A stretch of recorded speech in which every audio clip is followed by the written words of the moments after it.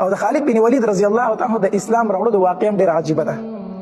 د اسلام ډېر سخت دشمنو په غزوه احد کې چې څومره شهیدان شي په هغې کې خو د لاس وکړه د شاه علي په غونډۍ باندې راوختو او دا ډېر غټ جنګجو هم و.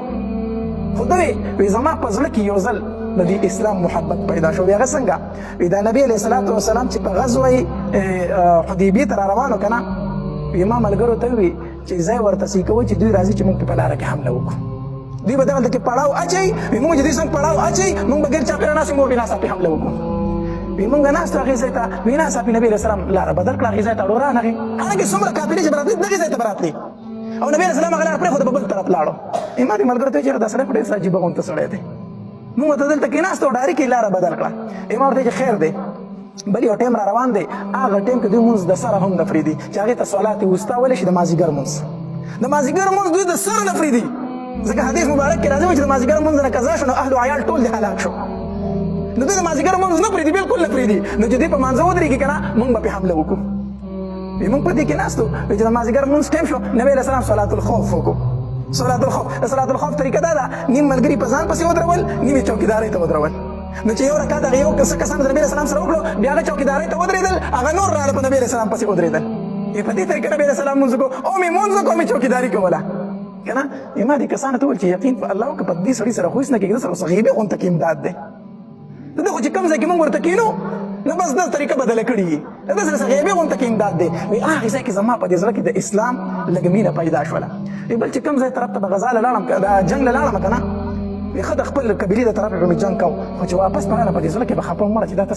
خپل ملګري وجنې خپل قبیله وجنې خپل خلک وجنې ته څه کوې څه په لاس راځي. خو بهرحال د خانداني غیرت او په هغې کې لګیا وم چې ډېر تنګ شوم که نه ما دا اراده وکړه چې شام ته ځمه هلته به یا یهودي شمه یا به عیسایي شم مسلمانېدې خو ځکه نه شمه چې د دې پیغمبر خلاف ما دا خو زما سخت دښمن دی نو زه به ځم د ده څه ته به وم چې په تا ایمان راوړم جاهلیت او غیرت که نه. په غزوه بدر کې زه د خلاف ولاړم په غزوه احد کې زه د خلاف ولاړم په غزوه خندق کې زه د خلاف ولاړم هر ځای کې ما سره جنګ کړی اوس به په ایمان راوړم. ما وی چې زما شام ته یا به یهودي شم او یا به څه شم عیسایي شم او دا خپل مذهب خو راته بد ښکاري ځکه څه ګټو ته سجدې لګو دا موږ څه کوو که نه. دا مې اراده وکړه زما یو ورور و د هغه نوم ولید و هغه مسلمان و نبي علیه السلام دې ولید ته وویل که ما دې ورور ته چېرې دا خالد د ډېر هوښیار سړی دی ډېر عقلمند سړی دی او د ده د عقل او هوښیارتوب لږې خو بل ځای کې لګي نو چې دا په اسلام کې ولګېدی څومره به ښایي ته ورته اسلام دعوت ورکړه ورور ته ولې وویلو که نه. وي دا ورور مې ما پسې خط راولېږو چې ما پسې خط راولېږو ما ته یې وي چې اسلام ته راشه. امام چې د ورور خط ولیدو ما ته یې وي چې نبي علیه السلام ستا صفت کړی دی لږ اسلام ته راشه چې دا خبره مې واورېده بیا په ځان نه پوهېدم چې نبي علیه السلام زما صفت کړی دی. نبي علیه السلام چې دا ډېر هوښیار سړی دی ما اراده وکړه چې ځم مدینې منورې ته. خو ما ویل چې یوازې به څنګه ځمه نو ولاړم بل ملګری مې کته عثمان دغه صفوان ابن امیه دا د امیه زوی امیه ابن خلف په غزوه احد بدر کې چې مردار شوی دی په صفوان پسې لاړم ما ورته ویل چې صفوان ما ورته ویل چې هو ما چې په زړه کې مې یو خبره ده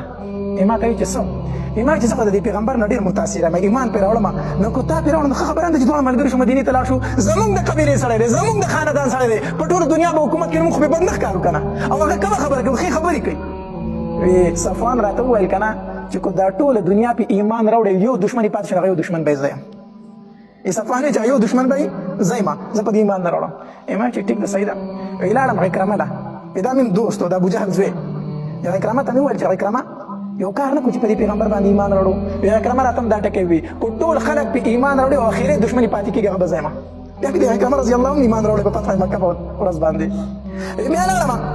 عثمان ابن طلحه له ما ته چې عثمان یو خبره کومه په لکه مې خبره راوړي خو چې ته راسه جواب راکړې نو عثمان ابن طلحه چې وایي څه خبره ده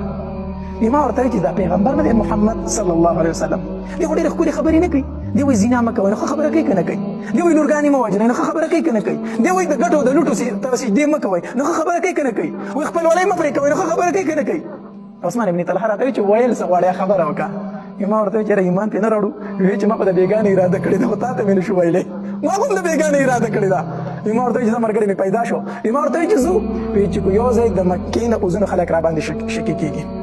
یو مقام یې ورته وښود چې هلته راځه زه به هلته وتې هم ته مالته وځه راځه هلته لاړم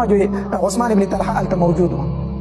هلته کې یو ځای شو روان شو چې اوس لونه یې په لاره کې خو د مکې یو سردار ولید عمر ابن عاص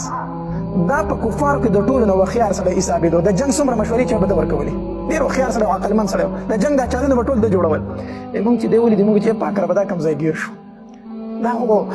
عمر ابن عاص دی چې ده ته به اوس څه وایو ده ته به څه وایو دا خو زموږ مشر دی مونږ ورته وایي چې لکه مونږ ته وایي چې څه کوې لکه مونږ ورته وایي چې ته څه کوې وایي چې نه رښتیا وایي چېرته روان یې